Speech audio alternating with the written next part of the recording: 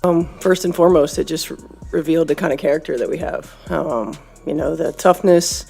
Stephanie White deleted her social media accounts in May 2025. She was, at the time, the head coach of the Connecticut Sun, an undefeated team sitting at the top of the WNBA standings. There was no farewell post, no statement, no explanation. She simply disappeared from the public-facing platforms she had used to engage with fans and media throughout the season. For a coach in that position, leading that kind of record, the decision was notable. The circumstances that produced it were more so. To understand what happened, it is necessary to go back further than that single moment. The story of the 2024 and 2025 WNBA seasons cannot be told accurately without accounting for what Caitlin Clark brought to the league, and what the league, in significant ways, failed to do with it. Clark entered the WNBA as the first overall pick in the 2024 draft, selected by the Indiana Fever. She arrived having broken the all-time NCAA scoring record, men's or women's, a record that had stood for more than 4 decades. Her college games had drawn television audiences that rivaled major professional sporting events. The 2024 NCAA Women's Tournament, largely on the strength of her presence and performance, drew viewership numbers that had no modern precedent in women's college basketball. She was not merely a highly recruited prospect, she was a demonstrable, documented driver of economic and cultural attention at a scale the women's game had not previously experienced. The financial impact on the WNBA was immediate and measurable. Ticket prices for Indiana Fever road games increased substantially the moment her schedule was published. Venues that had sold seats modestly for years reported sellouts within hours of ticket release. TV ratings for Fever games rose sharply. Her jersey became the top-selling draft pick jersey in league history. The WNBA, which had operated at a financial loss for most of its existence and had long relied on NBA subsidy to remain functional, was suddenly generating the kind of commercial interest that sponsors, broadcasters, and investors respond to. One of the concrete outcomes was the league's decision to finally approve charter flights for all teams, a basic professional standard that players had been publicly requesting for years. The revenue Clark generated made it financially feasible. These are not disputed figures, they are part of the public record of what her arrival produced. Against that backdrop, what happened on the court during her rookie season became a source of significant controversy. Not fringe controversy, but the kind registered in TV ratings, social media volume, and the direct financial behavior of the fan base that had newly arrived to watch her play. Clark was fouled at a rate that stood out statistically. She was knocked to the floor repeatedly. She was hit on drives, on shot attempts, on plays away from the ball. Some of this is within the ordinary physical range of professional basketball. Some of it was not.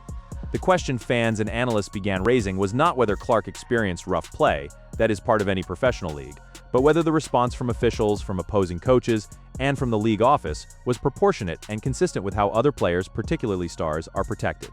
The evidence that accumulated across the season suggested it was not. Off-ball contact that went uncalled. Hard fouls that received no additional review. Plays that, applied to a player of comparable star status in the NBA, would have drawn fines or suspensions, passed without comment from the league office. Fans who had come to the WNBA specifically to watch Clark play were seeing something that did not match the product the league was publicly promoting. The gap between the marketing and the experience was visible, and it was generating anger. That anger was not the anger of a fringe group.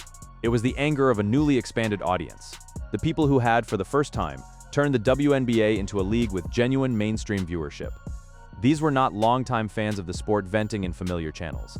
These were new consumers who had made an economic commitment to the product based on what Clark represented, and who were watching that product be undermined in real time. The coaching staff and front office of the Indiana Fever became a focal point for much of that frustration. The criticism was substantive and specific. Fans observed that the team's defensive schemes, rotation decisions, and in-game management did not appear optimized around Clark's strengths.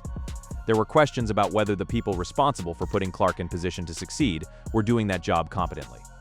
The comment sections, social feeds, and sports forums where this conversation happened were not gentle. They were blunt, often harsh, and sustained across months. The criticism was directed not only at the Fever organization, but at coaches and players around the league whose approach to Clark had drawn attention.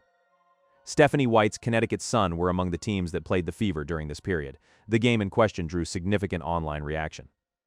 Viewers documented what they described as a pattern of physical play directed at Clark that was disproportionate and went largely unaddressed by officials. White, who was active on social media at the time, became a target of that reaction. The volume and intensity of the response was substantial, shortly after her accounts were gone. The framing offered by some media outlets was that White had simply stepped back from social media for personal reasons, or that she was taking a reasonable break from an unpleasant environment. That framing missed the significance of the timing and the context. A head coach of an undefeated team does not typically vanish from public platforms in the middle of a season without cause. The cause, in this case, was a fan base that had concluded her team's conduct toward the league's most commercially valuable player was indefensible, and had said so with enough force that remaining publicly visible became untenable. What that sequence of events revealed was not simply a social media dispute. It was evidence of a structural problem that the league had allowed to develop and had declined to address. Professional sports leagues survive on two things: the quality of their product on the floor and the integrity of the system that governs it. Fans tolerate losing teams. They tolerate bad seasons. What they do not tolerate, what historically destroys leagues, is the perception that the game is not being administered fairly. When fans believe that officiating is inconsistent, that the league office is not enforcing its own standards, and that the people responsible for protecting the sport's most important assets are either indifferent or complicit in their erosion, trust collapses. And trust, once lost at scale, is extraordinarily difficult to rebuild. The NBA learned this lesson across decades of managing the tension between physical play and star protection. The evolution of foul rules, the emphasis on ball handler protection, the increasingly strict enforcement of flagrant foul standards, these were not purely aesthetic choices. They were business decisions rooted in an understanding of what fans pay to see and what behavior, if left unchecked, drives them away. The league identified Michael Jordan as a generational asset in the 1980s and responded to the physical campaigns directed at him by adjusting its rules and enforcement accordingly. The result was the most commercially successful period in professional basketball history. The WNBA is facing a version of that same test in 2025, and the early evidence is that it is not passing it. The Fever's front office has faced sustained and pointed criticism from the fan base throughout this period. The complaints are not abstract. Fans have raised specific concerns about personnel decisions, about the construction of the roster around Clark's needs, about coaching choices that appear to underutilize her capabilities, and about the organization's overall competency in managing one of the most high-profile rookie situations in professional sports history. These are legitimate operational questions, and the failure to answer them convincingly has compounded the frustration that was already building around the officiating and physical play issues. A franchise that builds its identity around a player of Clark's magnitude, and every indication is that the Fever have done exactly that, given the ticket revenue, the jersey sales, the TV numbers, has a corresponding obligation to build the surrounding infrastructure to support that player's development and showcase her abilities. The criticism from the fan base suggests that obligation has not been met to the standard the situation demands. The broader league office, meanwhile, has been largely absent from the conversation in any meaningful way. There have been no significant fines, no suspensions arising from plays that fans flagged as exceeding the bounds of competitive physical play. No clear public statement acknowledging that the league is aware of the concern and is taking it seriously. The silence has been interpreted by a large segment of the fan base as institutional indifference, or worse, as tacit endorsement of the status quo. This matters more than it would in a typical sports controversy because the fan base now watching the WNBA is not the fan base that was watching it 5 years ago. The new audience that Clark brought to the league has different expectations, different tolerance for institutional non-response, and critically, a different level of economic leverage. They are the people buying the tickets and the jerseys and generating the viewership numbers that underpin the league's current commercial moment. If they conclude that the product is not worth their continued investment, the financial consequences will be direct and measurable. The lesson from other sports is consistent. You cannot market the athlete and then fail to protect the environment in which that athlete operates. You cannot build a commercial campaign around a player's presence and simultaneously allow the conditions of competition to undermine her ability to perform. The two things are not compatible, and audiences understand this intuitively even when they do not articulate it in those terms. The Indiana Fever situation heading into the latter part of 2025 reflects this contradiction most acutely. Clark is, by any reasonable commercial assessment, the most important individual asset in the league's history. The organization responsible for deploying that asset has been publicly and repeatedly criticized for failing to do so effectively. The questions about coaching competency, roster construction, and front office decision-making have not been resolved by results. In a league where the commercial window opened by one player is finite, where the opportunity to convert a moment of mainstream attention into lasting institutional growth exists now, not indefinitely, the cost of organizational underperformance is not measured only in wins and losses. It is measured in whether the broader project of WNBA expansion succeeds or stalls.